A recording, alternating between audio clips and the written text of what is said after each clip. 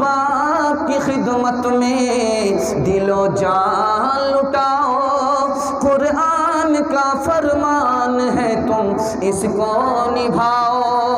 کرو ماں باپ کی خدمت تمہارے کام آئے گی، یہی خدمت تمہیں اللہ سے جنت دلائے گی، بڑھائے گی تمہاری عمر کے ایام، یہ خدمت عطا ہوگی بفیض کبریا، روزی میں بھی برکت، اللہ کی رحمت سایہ فگن ہوگی، مثل قمر قسمت جلوہ فگن ہوگی، یہ کشتی عمل کی ہے اسے پار لگاؤ، قرآن کا فرمان ہے تم اس کو نبھاؤ۔ بسم اللہ الرحمن الرحیم، الحمد للہ وکفی وسلام علی عبادہ الذین اصطفی، اما بعد فاعوذ باللہ من الشیطان الرجیم، بسم اللہ الرحمن الرحیم، لقد من اللہ علی المؤمنین اذ بعث فیہم رسولا من انفسہم یتلو علیہم آیاتہ ویزکیہم ویعلمہم الکتاب والحکمہ وَإِن كَانُوا مِن قَبْلُ لَفِي ضَلَالٍ مُبِينٍ۔ صدق اللہ العظیم۔ معزز سامعین کرام، اللہ تبارک و تعالیٰ کا بے پناہ فضل ہے،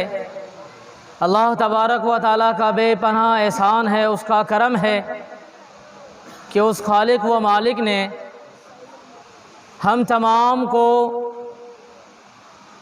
رات و دن نافرمانیوں کے باوجود بھی اس روئے زمین پر باقی رکھا ہے، یہ اللہ تبارک و تعالیٰ کا احسان ہے، یہ اللہ تبارک و تعالیٰ کا فضل ہے۔ ایمان والو، آپ حضرات بخوبی جانتے ہیں آج جو یہ جلسہ قائم کیا ہے، یہ جلسہ سیرت النبی صلی اللہ علیہ وسلم کے موضوع کے تحت اس میں بتانا صرف یہ مقصد ہے کہ ہمارے آقا صلی اللہ علیہ وسلم کی سیرت کو کس طرح سے آپ تک پہنچ جائے، کس طرح سے ہم تمام جان لیں اور ہمارے لیے آقا صلی اللہ علیہ وسلم کی جو طریقہ زندگی ہے وہ معلوم ہونے کے بعد اس پر ہم عمل کرنے والے بن جائیں۔ ہمارے اور آپ کے یہاں جمع ہونے کا مقصد صرف یہی ہے۔ اللہ والو، شریعت کے اعتبار سے یہ ربیع الاول کا مہینہ ہے۔ میرے آقا علیہ الصلاۃ والسلام اسی مہینے میں اس دنیا میں تشریف لائے۔ آپ صلی اللہ علیہ وسلم کو اللہ تبارک و تعالی نے پہلے ہی پیدا فرما دیا تھا۔ میں آپ کے سامنے میں بتاؤں، میرے آقا نے فرمایا کہ میرے 10 نام ہیں۔ میرے آقا صلی اللہ علیہ وسلم نے فرمایا میرے 10 نام ہیں۔ نام جو اچھے ہیں وہ بھی نام ہیں آپ کے، لیکن مخصوص طور پر فرمایا 10 نام ہیں۔ اس 10 نام میں ایک نام یاسین بھی ہے، اس 10 نام میں ایک نام یاسین بھی ہے۔ اور قرآن شریف میں ایک سورت ہے جس کو سورہ یاسین کہتے ہیں۔ آپ حضرات جانتے ہیں یہ سورہ یاسین جو ہے یہ قرآن شریف کا دل ہے، اور جب ہم قرآن شریف کی سورہ یاسین کی تلاوت کرتے ہیں، پڑھتے ہیں اعوذ باللہ من الشیطان الرجیم، بسم اللہ الرحمن الرحیم، یاسین والقرآن الحکیم انک لمن المرسلین۔ پڑھتے ہیں انکا لمن المرسلین۔ میرے آقا صلی اللہ علیہ وسلم نے فرمایا کہ میرا ایک نام یاسین بھی ہے، اور یاسین شریف جو قرآن شریف کی سورت ہے اس کو دل کہا جاتا ہے۔ اگر پورا بدن اگر ڈیمیج ہو جائے اور دل زندہ رہے تو وہ انسان زندہ رہتا ہے، اگر پورا بدن حرکت میں ہے لیکن دل مر چکا ہے تو انسان پھر کسی کام کا نہیں رہتا ہے، وہ مردہ قرار دے دیا جاتا ہے۔ اللہ تبارک و تعالیٰ نے میرے آقا صلی اللہ علیہ وسلم کا ایک نام یاسین رکھا، یہ بتانا تھا کہ اے لوگوں، جس طرح سے دل انسان کے بدن میں ہوتا ہے، یہ یاسین قرآن شریف کا دل ہے، اور میرے پیغمبر صلی اللہ علیہ وسلم کا نام بھی یاسین ہے۔ اگر میرے آقا صلی اللہ علیہ وسلم کی سیرت کو، اگر میرے آقا صلی اللہ علیہ وسلم کی زندگی کو اپنے اندر نہیں لاؤ گے، تم تو بظاہر چلتے پھرتے ایک انسان نظر آؤ گے، لیکن حقیقت میں تمہارے اندر کا سارا چیز ختم ہو چکا ہوگا، کیونکہ وہ یاسین والی پاور تمہارے اندر نہیں ہے، وہ آقا صلی اللہ علیہ وسلم کی طریقہ زندگی تمہارے اندر نہیں ہے۔ فرمایا آقا صلی اللہ علیہ وسلم نے، اللہ تبارک و تعالیٰ نے اس کائنات کو پیدا کرنے سے 1000 سال پہلے، اس کائنات کو پیدا کرنے سے 1000 سال پہلے اللہ تبارک و تعالیٰ نے اس سورت کی تلاوت فرمائی، اور اس سورت کے اندر جو آیت ہے جس کے طرف میں نے آپ کو توجہ دلائی کہ فرمایا انکا لمن المرسلین، اے میرے محبوب صلی اللہ علیہ وسلم، آپ میرے نبی ہیں، آپ میرے پیغمبر ہیں، آپ میرے رسول ہیں۔ لفظ جو انکا ہے، انکا، تو اس سے پتہ یہ چلتا ہے کہ اللہ تبارک و تعالیٰ سورہ یاسین کی تلاوت فرما رہے ہیں اور میرے آقا صلی اللہ علیہ وسلم سامنے میں موجود ہیں، اس لیے آپ کو انکا کے لفظ سے کہا کہ اے نبی صلی اللہ علیہ وسلم، آپ میرے رسول ہیں۔ اگر وہاں پر موجود نہیں ہوتے تو ہوتا انہو لمن المرسلین۔ تو آقا صلی اللہ علیہ وسلم کی پیدائش تو پہلے ہی ہے، لیکن دنیا میں جو آئے ہیں وہ ربیع الاول کے مہینے میں اس دنیا میں آقا صلی اللہ علیہ وسلم تشریف لائے ہیں۔ آواز بہت کھچ رہا ہے۔ آقا صلی اللہ علیہ وسلم اس دنیا میں ربیع الاول کے مہینے میں تشریف لائے ہیں۔ اب ہم ذرا پتہ کرتے ہیں کہ ربیع الاول کے معنی کیا ہے، ربیع الاول کے مطلب کیا ہے۔ تو ربیع موسم بہار کو کہتے ہیں، جب ہر طرف ہریالی ہوتی ہے، لوگوں کو اچھا منظر لگتا ہے، اچھا نظارہ لگتا ہے، دیکھنے میں خوبصورت لگتا ہے، اور اول پہلا، ربیع الاول پہلی ہریالی موسم۔ آپ صلی اللہ علیہ وسلم پہلی ہریالی موسم میں دنیا میں تشریف لائے۔ جب اول ہے تو اس کا ثانی بھی ہوگا، اگر کوئی ممتاز ہے تو اعلیٰ بھی ہوتا ہے، اگر کوئی اعلیٰ ہے تو اس کے نیچے درجہ بھی ہوتا ہے۔ جب اول ہے تو ثانی بھی ہونی چاہیے، تو ربیع الثانی بھی دوسرا مہینہ ہے۔ ربیع الاول کے اندر آپ صلی اللہ علیہ وسلم دنیا میں تشریف لائے ہیں، اور ربیع الثانی کے مہینے میں لکھا ہے کہ آپ صلی اللہ علیہ وسلم کو جو سب سے پہلے جو وحی کا سلسلہ شروع ہوا تھا، ایمان والو،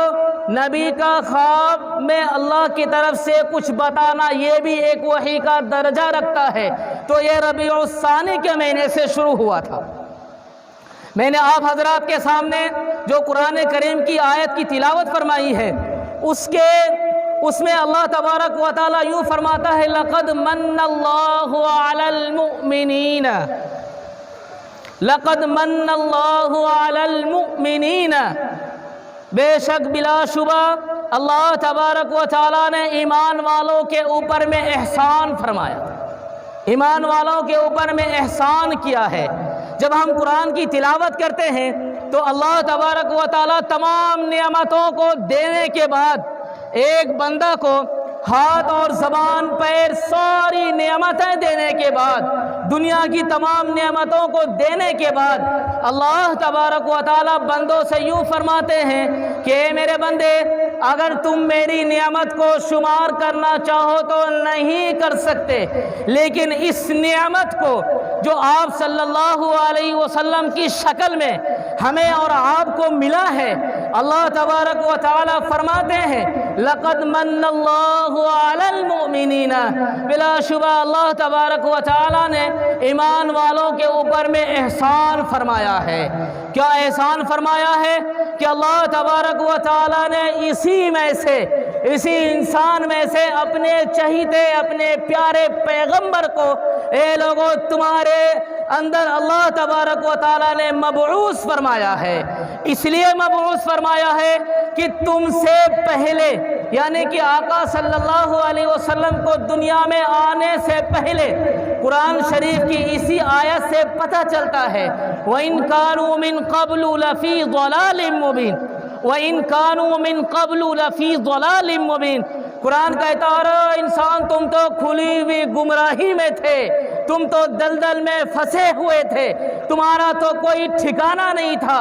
عَلَى شَفَا حُفْرَةٍ مِّنَ النَّارِ، قرآن کہتا ہے عَلَى شَفَا حُفْرَةٍ مِّنَ النَّارِ، تم جہنم کے گڑھے پر تھے، اب گرے تب گرے، کب گرے پتہ نہیں، کب تم جہنم میں چلے جا رہے تھے۔ لیکن اللہ تبارک و تعالیٰ نے تمہارے اوپر میں احسان کیا ہے کہ تمہارے ہی اندر میں، تمہارے ہی جانوں میں سے ایک پیغمبر کو مبعوث کیا ہے۔ وہ قرآن کی آیت تمہیں تلاوت کر کے سناتا ہے، وہ حکمت کو وہ تمہیں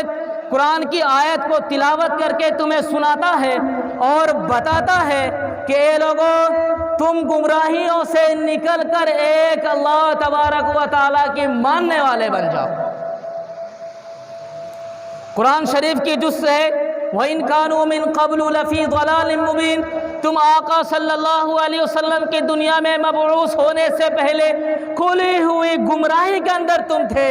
جب ہم عرب کے حالات کو دیکھتے ہیں، جب ہم دنیا کے حالات کو دیکھتے ہیں تو یہ پتہ چلتا ہے ہمارے آقا صلی اللہ علیہ وسلم کے دنیا میں آنے سے پہلے جو حالات تھے، اگر اس کو ہم دیکھیں تو اندر سے دل کانپنے لگتا ہے، روح جھنجھوڑی جاتی ہے کہ ہے کیا؟ انسانوں کی ایسی حالت تھی، انسانوں کی ایسی حالت تھی۔ ایک انسان اپنی تلوار کی دھار کو دیکھنے کے لیے، میرے آقا صلی اللہ علیہ وسلم کے دنیا میں آنے سے پہلے کے منظر میں آپ کے سامنے بتاؤں۔ ایک انسان اپنی تلوار کی دھار کو دیکھنے کے لیے کہ اس میں کتنا دھار ہے، نوکر کو سامنے میں کھڑا کرتا تھا اور تلوار لے کے ایسا مارتا تھا، نوکر کے گردن میں مارتا تھا کہ دیکھتے ہیں اس تلوار کے اندر اتنی دھار ہے کہ نہیں، ایک بار میں یہ کاٹ سکتی ہے کہ نہیں، ایک بار میں یہ سر کو تن سے جدا کر سکتی ہے کہ نہیں، وہ دیکھا کرتا تھا۔ انسان ایسی حالت میں پہنچ چکا تھا، یہاں تک کہ یہ معاملہ تھا کہ تیر نشانے بازی کرنے والا، تیر اندازی کرنے والا سامنے میں غلام کو کھڑا کرتا تھا اور تیر لے کر کے نشانہ بناتا تھا اور یہ دیکھتا تھا کہ برابر نوکر کے آنکھ میں لگتا ہے کہ نہیں، میرا نشانہ اتنا پکا ہے کہ نہیں۔ میرے آقا صلی اللہ علیہ وسلم کی دنیا میں آنے سے پہلے لوگوں کی یہ حالت تھی۔ اور یہاں تک کہ اور مزید آپ کو بتاؤں، اگر کسی گھر میں لڑکی جنم لے لیتی، اگر کسی گھر میں عورت بچی پیدا ہو جاتی تو لوگ یہ سمجھتے تھے کہ اب میں کیسے زندگی گزاروں گا، اب میں کیسے لوگوں کے سامنے اپنی شکل کو دکھاؤں گا، کیونکہ میرا بھی کوئی داماد ہوگا اور یہ مجھے برداشت نہیں ہے۔ اپنی چہرے کو ایسا بنا لیتے تھے اور ایسی پریشانی کا اپنے چہرے سے ظاہر کرتے تھے۔ قرآن کہتا ہے وَإِذَا بُشِّرَ أَحَدُهُمْ بِالْأُنثَىٰ ظَلَّ وَجْهُهُ مُسْوَدًّا فَهُوَ كَظِيمٌ۔ اور ایمان والو، قرآن کہتا ہے کہ اگر کسی کو لڑکی کی خوشخبری دی جاتی تھی کہ تمہارے گھر میں بچی پیدا ہوئی ہے تو اس کا چہرہ کالا پڑ جاتا تھا کہ یہ میرے گھر میں کیا ہو گیا۔ تو انسان یہ سوچتا تھا اب یہ جب پیدا ہو ہی گئی ہے تو اس کو زندہ درگور کر دو، اس کو زندہ دفن کر دو، نہ یہ رہے گی، نہ ہی میرے اوپر میں میرا کوئی داماد بنے گا، نہ ہی میرے سر پہ کوئی جو ہے نا کوئی حکومت کرنے والا ہوگا۔ انسان یہ سوچنے لگتا تھا۔ ہائے افسوس کہ آج انسانوں کا، اس دور کے انسانوں کا یہی رجحان ہو چکا ہے۔ اگر گھر میں 2 لڑکی ہو جائے، 3 لڑکی ہو جائے، 4 لڑکیاں جنم لے لے تو یہ سوچتے ہیں اب پتہ نہیں کہاں سے اس کا دیکھ بھال کروں گا، پتہ نہیں کہاں سے کھلاؤں گا پلاؤں گا، پتہ نہیں کیسے اس کی دیکھ بھال کروں گا۔ اے اللہ کے بندو، تم دنیا میں آئے تمہاری کس نے پرورش کی ہے؟ تم دنیا میں آئے تمہاری دیکھ بھال کرنے والا کون تھا؟ یہ تو اللہ تبارک و تعالیٰ کی ذات ہے۔ جب کوئی بچی دنیا میں آئی ہے تو وہ اپنے مقدر کی ساری چیز لے کر کے آئی ہے،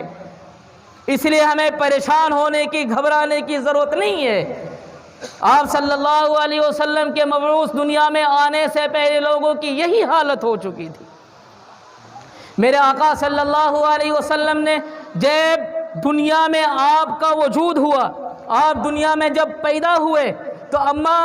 آمنہ فرماتی ہیں، اور ایمان والو سننا، میرے آقا کی بات سننا، میرے آقا کی تعریف سننا۔ اماں آمنہ فرماتی ہے، اور وہاں پہ جو ایک عورت موجود تھی، حضرت عبد الرحمن بن عوف رضی اللہ تعالی عنہ کی والدہ بھی موجود تھی وہاں پر، فرماتی ہیں آقا صلی اللہ علیہ وسلم جب پیدا ہوئے، آقا صلی اللہ علیہ وسلم جب پیدا ہوئے تو آپ کے بدن پر کوئی نجاست نہیں تھی، آپ بالکل پاک پیدا ہوئے تھے۔ جب بچہ پیدا ہوتا ہے تو اس کے بدن پر نجاست ہوتی ہے، گندگی ہوتی ہے، لیکن میرے محبوب صلی اللہ علیہ وسلم جب دنیا میں آئے تو آپ کے بدن پر کوئی گندگی نہیں تھی، کوئی نجاست نہیں تھی۔ ایک بات۔ دوسری یہ کہ آپ ماں کے پیٹ سے ہی مختون پیدا ہوئے تھے، آپ ماں کے پیٹ سے ہی ختنہ کیے ہوئے پیدا ہوئے تھے۔ دنیا میں آنے کے بعد ہم ختنہ کرتے ہیں، میرے آقا صلی اللہ علیہ وسلم ماں کے پیٹ سے ہی اپنی والدہ ماجدہ کے بطن سے ہی مختون پیدا ہوئے تھے۔ اور لکھا ہے کہ بچہ جب دنیا میں آتا ہے تو اس کی نابھی جو ہے یہ ماں کے پیٹ سے ملی ہوئی ہوتی ہے، اس کو کاٹنا پڑتا ہے، لیکن میرے آقا صلی اللہ علیہ وسلم جب دنیا میں آئے تھے تو آپ کی نابھی کٹی ہوئی تھی، وہ الگ ہی تھی۔ فرماتی ہیں حضرت عبد الرحمن بن عوف رضی اللہ تعالیٰ عنہ کی والدہ فرماتی ہیں پیدا ہونے کے بعد میرے محبوب کو آقا صلی اللہ علیہ وسلم کو بازو میں لٹا دیا، اور لٹانے کے بعد تھوڑی دیر کے بعد 15-20 منٹ کہہ لیجئے، آدھا گھنٹہ کہہ لیجئے، تھوڑی دیر کے بعد آپ صلی اللہ علیہ وسلم بالکل یوں کھڑے ہوئے، مطلب یوں پلٹے، اور پلٹنے کے بعد آپ نے سجدہ کی۔ بچہ ہوتا ہے نا، جب وہ چھوٹا ہوتا ہے ادھر ادھر وہ کروٹ بدلتا ہے تو یہ لگتا ہے کہ اب یہ گر جائے گا، اب یہ کچھ ہو جائے گا، لیکن چند منٹ ابھی پیدا ہونے سے ہوا ہے تو یہ بچہ حرکت نہیں کرتا، لیکن آقا صلی اللہ علیہ وسلم جیسے ہی پیدا ہوئے اور پیدا ہونے کے چند لمحے کے بعد آپ اٹھے، اور اٹھنے کے بعد آپ نے سجدہ کی، اللہ رب العالمین کے در میں آپ نے اپنے پیشانی کو جھکا دیا، اور یہ اسی وقت بتا دیا کہ لوگوں میں اسی لیے دنیا میں آیا ہوں کہ تم جو اللہ کو چھوڑ کر اپنی پیشانی کو کہیں اور رگڑتے ہو، دیکھو میں دنیا میں آیا ہوں اسی لیے کہ اس پیشانی کو اب ہمیشہ کے لیے، پہلے بھی درست نہیں تھا، اب بھی درست نہیں ہے، اور قیامت تک کے درست نہیں ہے کہ یہ انسان اللہ کو چھوڑ کر کہیں اور اپنے پیشانی کو جھکا دے۔ اے لوگوں میں دنیا میں آیا ہوں، اور آنے کے بعد میں تمہیں پہلے یہی بتاتا ہوں، یہ ہے نماز، اور میرے امتیوں اس چیز کو ہمیشہ اپنی زندگی میں داخل کر کے رہنا اور کامیاب ہو جاؤ گے۔ میرے آقا صلی اللہ علیہ وسلم پھر سجدہ سے اٹھنے کے بعد اس ہاتھ پر وزن لیتے ہیں، اور بالکل اس طرح سے کھڑے ہو کر ایک ہاتھ پر وزن لے کے کھڑے ہوتے ہیں، اور اپنی انگلی کو آسمان کی طرف اشارہ کر کے اس بات کی گویا کی گواہی دیتے ہیں، اشہد ان لا الہ الا اللہ و اشہد ان محمد رسول اللہ، اس بات کی گواہی دیتے ہیں کہ لوگوں اللہ کے علاوہ کوئی بھی معبود نہیں ہے، اے لوگوں اللہ کے علاوہ کسی کی ذات ایسی نہیں ہے جس کے سامنے سجدہ ریز ہویا جائے، اے لوگوں میں محمد رسول اللہ اللہ کا آخری پیغمبر، اس کا رسول ہوں۔ اور ایمان والو، ہمارا یہ جلسہ کروانا بھی صرف اسی لیے ہے کہ آقا صلی اللہ علیہ وسلم جس مقصد کے لیے اس دنیا میں آئے تھے وہ آپ تمام کو معلوم ہو جائے، وہ آپ تمام جان جائیں اور تمام دنیا والے جان جائیں کہ میرے آقا صلی اللہ علیہ وسلم دنیا میں اس لیے آئے تھے ظلم و ستم کو ختم کر دیا جائے، جو ایک دوسرے پر ظلم کرتے ہیں اس کو ختم کر دیا جائے، ایک اللہ کی عبادت کی جائے، ایک پیغمبر کی اطاعت کی جائے، اور دنیا میں جو غلط کام ہو چکے ہیں وہ ختم ہو جائے۔ ہمارے اور آپ کے جلسہ کرانے کا مقصد بھی یہی ہے۔ اللہ تبارک و تعالیٰ سے دعا ہے اللہ تبارک و تعالیٰ ہم تمام کے یہاں آنے کو قبول فرمائے۔ وآخر دعوانا الحمدللہ رب العالمین۔ السلام علیکم ناظرین، آپ دیکھ رہے ہیں یوٹیوب چینل۔ دوستو، اگر آپ نے ابھی تک میرا اس چینل کو سبسکرائب نہیں کیا ہے، برائے مہربانی اس چینل کو سبسکرائب کریں، لائک کریں اور اپنی رائے کامنٹ میں ضرور پیش کریں۔ تو ہمیں بتائیں گے آپ کو میرا یہ ویڈیو کیسا لگا۔ اگر پسند آ جائے تو چینل کو سبسکرائب کر کے میرا حوصلہ افزائی فرمائیں۔ ملتے ہیں اگلے ویڈیو میں، خدا حافظ۔